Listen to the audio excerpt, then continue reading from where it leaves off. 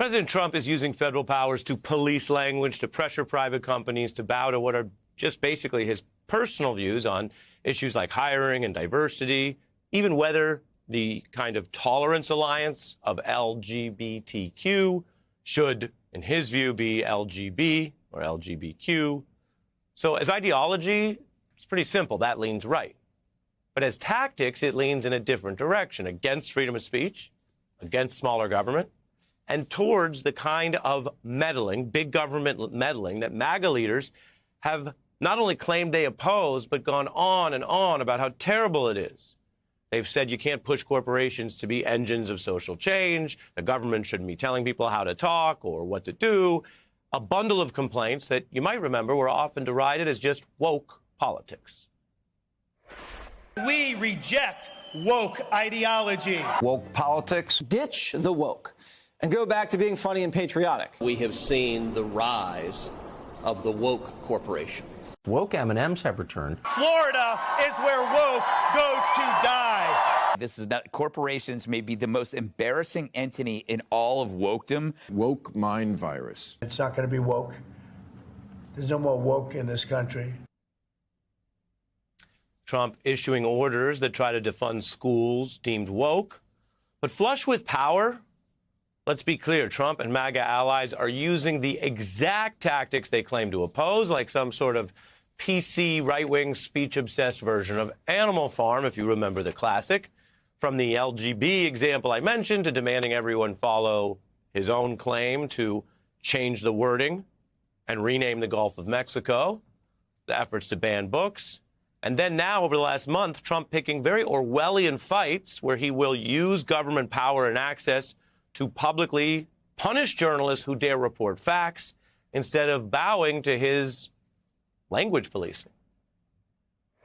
President Trump called for the highest peak in North America to retake the name of President William McKinley. Conservative advocacy groups and parents have been protesting at school boards to remove books that have two dads or stories that talk about race. His own Department of Defense declared Identity Month's dead at DOD. The National Park Service is under fire for erasing all mentions of transgender and queer people from its Stonewall Monument website. No longer will it be called the Gulf of Mexico, at least in the eyes of the federal government. Yes, the government will tell you what to say, what you can't say, how you'll be punished. All sounds pretty heavy, right? This language policing from Trump is now sparking a provocative and different critique, a way to think about this. Atlantic writer Thomas Chatterton Williams arguing the woke right has replaced the woke left with a new woke lexicon that demands terms be changed overnight in geography, erasing transgender people, dealing with monuments and history only through the lens of this chosen political movement and with government power to back it. Williams cites the clash we mentioned with the AP and an administration that is clearly doing what it long accused its opponents of, language policing that is so strict it may ultimately violate our very Constitution. Another point here, which I thought was striking in the piece, is to remember that the original First Amendment protections, something I used to deal with as a First Amendment lawyer in court, were concerned most with preventing the government from doing this stuff. So if you're at a school and people are talking to each other and the government is trying to shape that, or in Congress or in the rules for business, that is actually worse, more concerning than what the woke left was accused of, which was using sort of public social pressure to change things, and this piece argues sometimes go too far.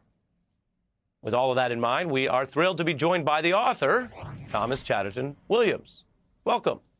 Hi, Ari. Thanks for having me. Absolutely.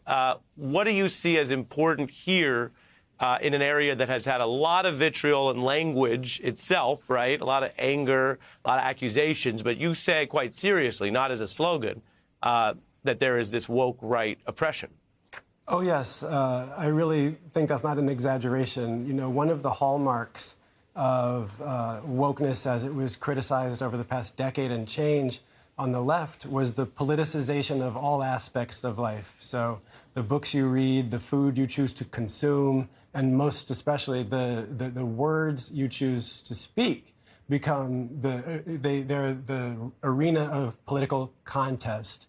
And, you know, this is extraordinarily appealing to the right now that they have the levers of power to start to debate the boundaries of what is acceptable to hear and say and read and purchase.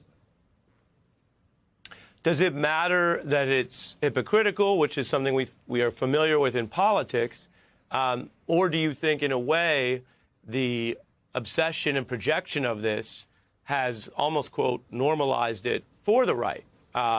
That what started as Tucker Carlson trying to get ratings by scaring people over M&Ms, we don't have a lot of evidence that there was a widespread actual concern about the M&M gender or lack thereof. And as you know, candy does not have a gender. But that what started in that sort of silly lane over the years became a real thing. And now they're saying, well, if this is how the game's going to be played, they're going to have the government change all these companies.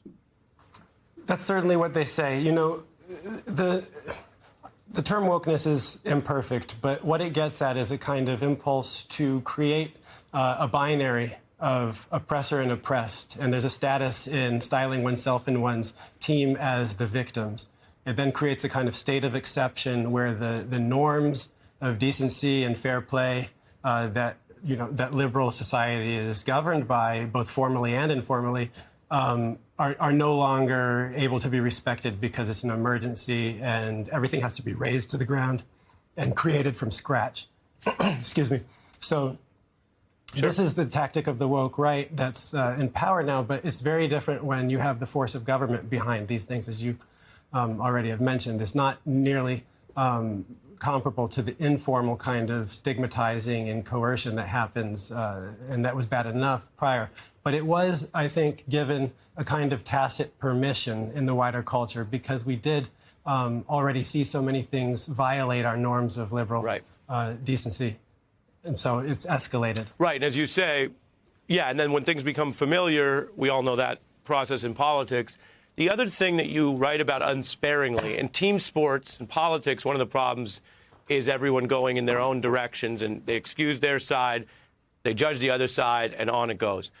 The piece you wrote also was interesting to us because you also confronted the fact that aspects of the woke or liberal crusade did outwear their welcome. That in a way, by trying to always control what people say or assume the worst rather than say, oh, you might have misspoke. You might not speak for a living. You might not write for a living. But let's just have a back and forth, that sort of really devolved. Do you think that is a problem that the, shall we say, part of the left still has, or that the last election has changed that up? Yes, unfortunately, I do think that's an ongoing problem, and I think it's not the way to solidify the majority of this country that are pretty clear they don't like this stuff, this ideological fervency from whichever side it comes from. Most people, as you say, are not actually engaged in every single debate. They want government that works well, that stays out of their life, that doesn't tell them how to behave in the bedroom or how to educate their children. And as you can already see, Donald Trump's ratings are tanking. Elon Musk's approval is tanking. Most people don't like this kind of permanent culture war that keeps getting ratcheted up. I wish that the left would ease up on some of the kind of informal institutional pressure that they've been really able to bring to bear on the mainstream in the middle and make common cause to oppose the kind of ideological extremism that's ascendant on the right, because there's quite a lot of conservatives that are reachable right of center and could form an alliance. This was one of the closest elections. Donald Trump won by less than Hillary Clinton lost by. This is not by any means a cultural tipping point that can't be righted, but it actually does depend on the left easing up on some of the extremism that we've seen.